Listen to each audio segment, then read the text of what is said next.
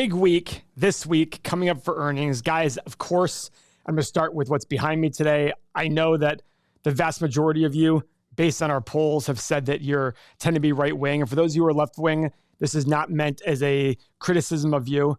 There's plenty of other reasons to criticize the left, but this weekend for me was a big weekend in changing my view on Trump. I put this on Twitter and said, I was about 33% of the way there voting for Trump, mostly because I don't really believe RFK is a true libertarian. But after what happened this weekend, I'm locked down. He got my vote. I don't care, what anybody says. He's got my vote. And it's funny to me because a lot of viewers thought for a long time I was left-leaning based on my criticism of Trump. And there's still plenty to criticize Trump about. But I looked at what happened this weekend. I was like, oh my God, this is totally different. This picture is going to go down in history as one of the best pictures taken of all time. And I was telling the guys here, I was cleaning out like a little pool house that we have. And I saw my phone. I got a text from a friend said Trump shot. And I actually literally started my heart was like, oh my God. And I couldn't believe I had that reaction. So big news this weekend. Markets are still up. Escaped death based on if you look at the footage and all that stuff about what happened in the analysis. But, no matter what you do, even if you don't vote for him or you're not even in this country, it is a cluster of what's going on in politics. But I don't think it's going to have any effect on financial situations for people. That is something that I'm very, very adamant about. I look at politics as just a game. And what we're trying to teach on this channel is that you are in charge of your future financially. If you need somebody to make your future better, then shame on you. And the great news is, people who are on YouTube watching us trying to learn, I already know that you're not that kind of person. But don't make that excuse for other people.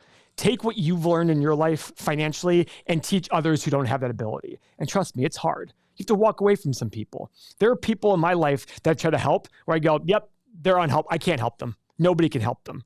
You have to want it yourself. It's the most frustrating thing in the world to me about politics is when people are looking for a handout. I'm all in favor of somebody going out there, making their money and helping people of their own volition. But when you make it about somebody's going to help, it should help me be better, because the statement I love, nobody out there being a billionaire is going to make anybody's life worse. And if you think that, you just have I understand you're probably raised in that way, and I get that. That's an indoctrination that probably happened in your household. But nobody in this world is worse off because somebody's a billionaire. Nobody in this world is worse off because somebody's a millionaire. In fact, I would argue quite the opposite. You're probably better off because they're billionaires in this world. I'd rather have a few people very, very wealthy and a few people very, very poor and a lot of people in the middle than everybody very poor, because that's what the extreme and the other way is. So whenever I hear about discrepancy between, I was born in Iraq. Now, did I experience that life? No. But when I hear stories about my parents talking about life in Iraq, you set two people next to each other, you knew exactly who was rich and who was poor. Exactly. Do me a favor. Go Google Bill Gates and Warren Buffett and see how they dress. If they sat next to me on a train, you would think I was richer. And that's where I look at it going. You look at the poor people in this country and how much better they are. The middle class, how much better they are. If you believe somebody being ultra wealthy is making your life worse, you're a victim. You're playing the victim. Don't be that way. The good news is people who watch YouTube channels to learn like this are not victims. And that's why I commend that. So if you like what I've said so far, subscribe to the channel. If you don't like it, do me a quick favor. Just write F you, Paul, in the notes and then leave me. It would be wonderful to even hear that, because I do like I'm being honest with you about my opinions. If you don't like it, you can choose what you want to do with it. The good news is I do think no matter your political affiliation, like Warren Buffett's a Democrat, I still love his analysis on stocks. Do I think he's wrong politically? Yes, I do. Do I think he's a hypocrite? Absolutely. He talks about bigger government. He wants tax on the wealthy, yet he's going to donate 100% of his money to charity, proving that he doesn't believe the government's a good allocator of capital. Because if he did, he would just say, no, I think the government's the best way to get money to poor people, so let me give the money to the government. But he doesn't do that. All these wealthy people who are Democrats, what do? They sit there and donate their money away because they sit there and realize the government's the last place that should handle money. Now, back to stocks. Big week this week in earnings. We just did a video on ASML and Netflix. They're reporting this week. You've got United Airlines.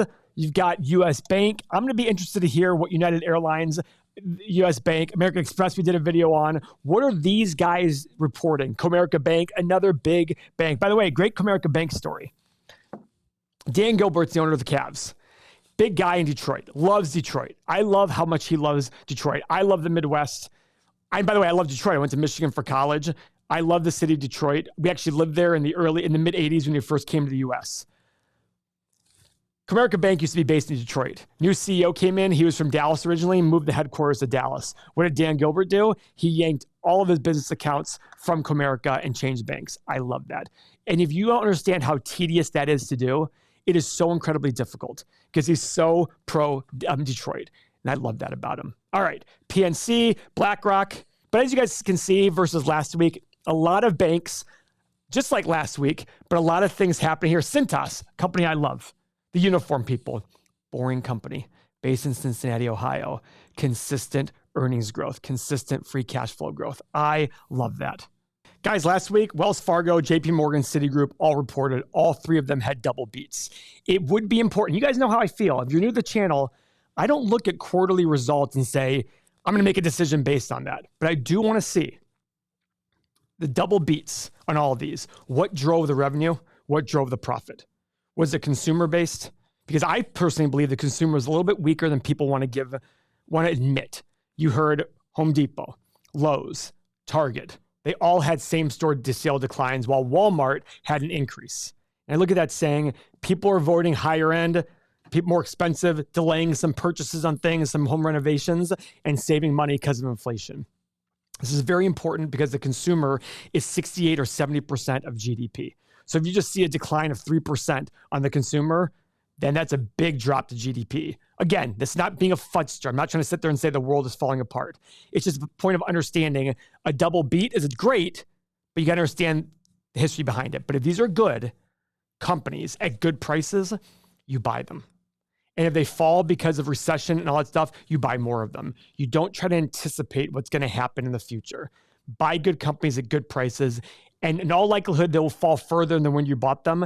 And if your thesis is still the same, you buy more. That is what we're trying to teach on this channel. We're not trying to teach a way to predict what's going to happen based on this, that, or the other. We're not trying to sit there and say, what does this mean and what should I do because of it? We're trying to find good companies at good prices. And as they fall, we buy more. So guys, whether you love me or hate me right now, do me a favor, subscribe to the channel. We do 4 or 5 videos every single week reacting to earnings, news, things like that. Thank you for your time.